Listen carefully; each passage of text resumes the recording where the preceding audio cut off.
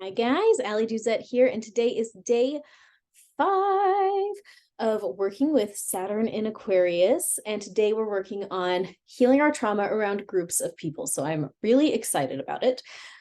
Saturn deals with concentration and focus, and Aquarius deals with groups of people. So one aspect of Saturn in Aquarius is a focus on groups of people. And we have definitely seen that with the past 3 years of Saturn in Aquarius. Of course, Saturn entered Aquarius on March 21st of 2020, the same week that the entire planet shut down. And why? Because we had to focus on large groups of people. We've got to protect all of the people. We have to save the world by banning groups of people.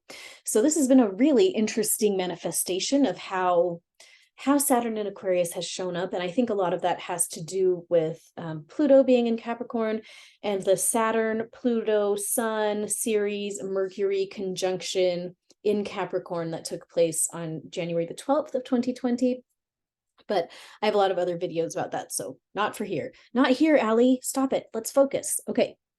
We all carry trauma around dealing with groups of people in one way or another.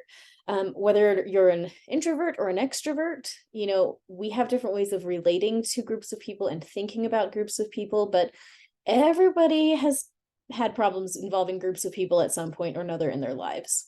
So today, Saturn is at 29 degrees of Aquarius, which is why we're doing this 7-part series as we build up to Saturn entering Pisces. So be sure to like, subscribe, and find me on Facebook at Intuitive Healing and Self-Care with Ali Duzette. This is just a really great time to be working on healing these energies. Everybody has Aquarius energies. Everybody has Saturn energies. Even if you're not a natal Saturn in Aquarius, you're still going to have trauma around dealing with groups of people, as we have seen from the past 3 years, right? So when we have trauma and wounds around dealing with groups of people, some examples of what that could look like would be feeling judged and isolated, feeling shy around people, feeling fear around people, and being humiliated by people. I think there is not much that's worse than being humiliated in front of large groups of people. I remember reading about medieval torture. When I was a kid, I lived in Vienna with my grandma, and we went to it was the Museum of Torture in the Czech Republic somewhere. I can't remember. And anyway, I just remember that they had this thing about how humiliation was just as effective of torture. It's emotional torture. And it was used so effectively during the Middle Ages, but it's still effective today. And that's why people get upset about shaming and canceling. It all has to deal with wounds around groups of people. So we're going to start off today with some tapping. So go ahead and tap on your forehead or collarbone and say aloud or think along with me. Even though I have had trauma involving groups of people, I deeply and completely love and accept myself. What if it were totally safe to be with groups of people? I choose to believe I can be totally safe even with groups of people. I can accept groups of people.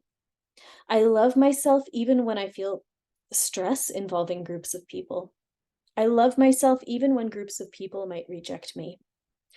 It can be safe to have confidence in myself even when groups of people judge me. Go ahead and put your hands on your heart and breathe it in. Of course, you can pause this page and redo these tapping scripts if they're drawing up a bunch of emotions for you. Today we have some journaling prompts, and I recommend pausing this page as well and actually journaling on these 2 prompts. Number 1 is, what trauma have you had with groups of people? Just acknowledging that and listing it out will give you a starting place to start working through that, okay? We are here to heal up our trauma. Our trauma that we experience brings to our attention the stuff inside of our hearts that needs to be healed. That's why we experience trauma. It's a gift because it shows us where we are broken so that we can start healing ourselves from the inside. So what trauma have you had with groups of people? Is it resolved? Have you healed the parts of yourself that brought that upon you? And have you healed the parts of yourself that feel or felt triggered by that experience? Not to say that everything that people do to us is our own fault, of course, but very often we play a little bit of a role in the etiology of people's disgust with us, right? I mean, there's always things that we do that can tick off other people, and that doesn't make the things that we do always wrong, but sometimes they are wrong. And so it's up to us to be emotionally mature enough to say, did I bring this upon myself? You know, what was going on in me that contributed to this situation? Now, journaling prompt number 2 is, when you think of interacting with large groups of people, do you feel excitement or stress, and why? So that's going to be a great one to dig into. And I just wanted to give you a quick perspective shift, which is that fear is just excitement without the breath.